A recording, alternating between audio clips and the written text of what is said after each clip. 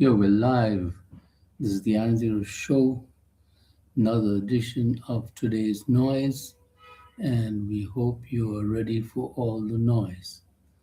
And so, the first story we have for you is that the grand agreement between USA and Iran is apparently in focus and has been signed digitally.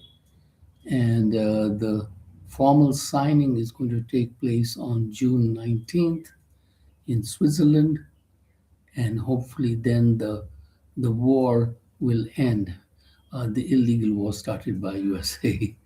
And but let us not get our hopes up, because the Israeli nation doesn't want peace, and they have refused to remove themselves from the country of Lebanon, which they have illegally occupied. And so I don't know how that's going to work out. They're very keen to continue the war and occupy more of Lebanon, which they claim would be greater Israel.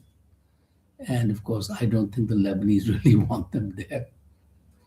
So it'll be very hard for Iran not to strike back at Israel. This is a tipping point unless Mr. Trump can work his magic on Mr. Netanyahu, who is a war criminal, and that is his great qualification. So whether he listens to Mr. Trump remains to be seen. And also, the Strait of Hormuz is supposed to be open, but the Iranians still want to charge a toll between themselves and Oman there. I don't know how that will work out. And on the nuclear issue, already there are some misgivings, if I might say so, because the Iranians have said that they will not give up their uranium. And that is one of the supposed to be the cornerstone of the agreement. According to Mr. Trump, the Iranians will give up all the uranium and never have any uranium and stuff like that, while tiny little Israel has about 100 nukes. So how is that for fairness? And so it remains to be seen what the final outcome is. So, as one of the experts said, it's a fragile ceasefire at the best. And according to noted Professor Jeffrey Sachs, America should never have started the war in the first place with Iran, because before the war started, there was no tolls and stuff like that on Hormuz Strait. Ships were coming and going and all that. The Iranians were not bothered as long as you don't bother them. But once the bombs started falling on Iran, then naturally the Iranian leadership's mind changed, to say the least, with bombs falling on them every other day and so many people getting killed. You can't blame the Iranian government for changing its mind on certain issues. I do feel that the nuclear issue is going to be a sticking point, because the Iranian leadership does not want to give up its uranium. And that is the decision of the top leader, Mr. Mujtaba Khamenei, who said that they will not give up their nuclear uranium that they have, their enriched uranium. So that is where matters stand at the moment. But the very fact that Mr. Trump's announcement that the war was an end sent the stock markets soaring. The Sensex in India, I believe, soared 1,200 points. And the price of crude oil has dropped to below $85 a barrel, which is good news for the world and for petrol prices, so to speak, worldwide.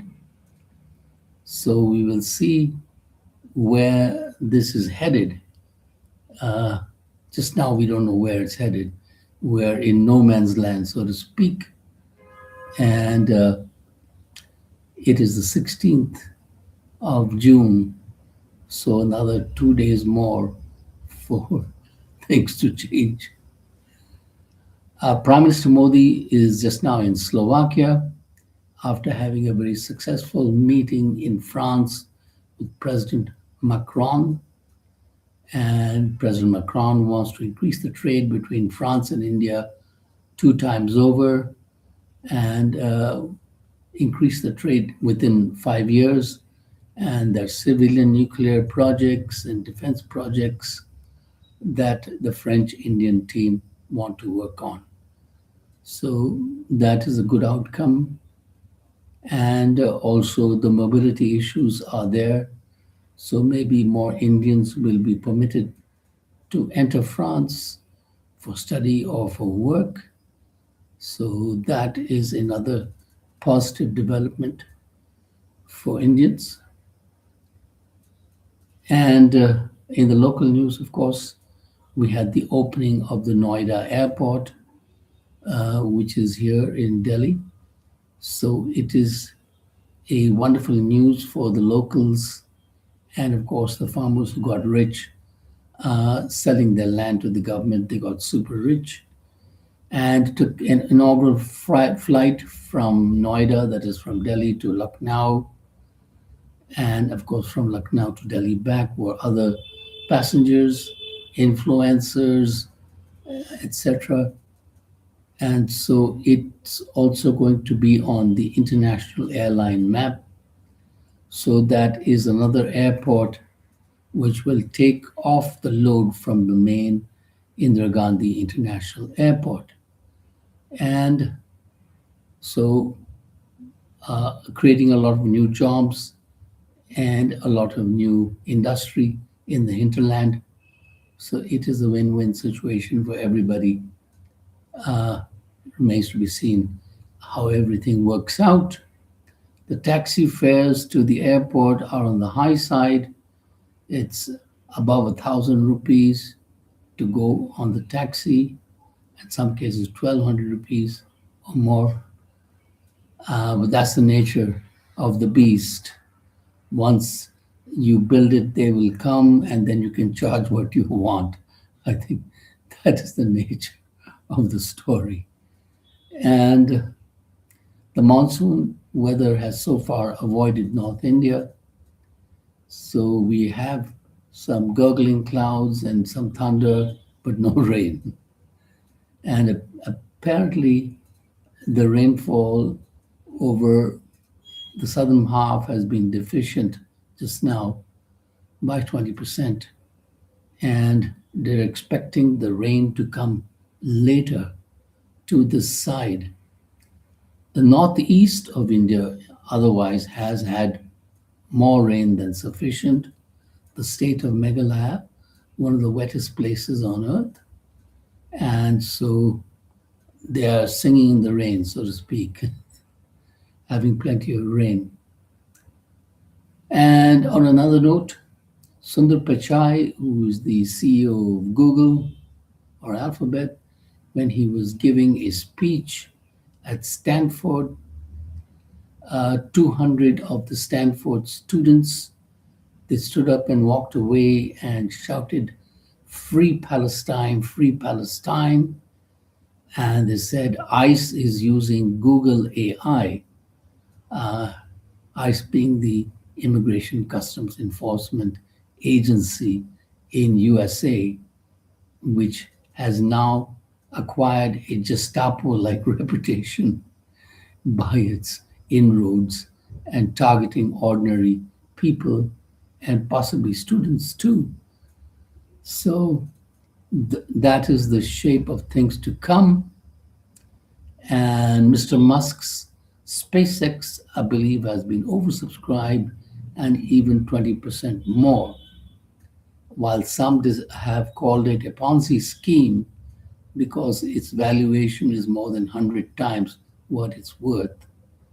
So how it will go in the long run remains to be seen.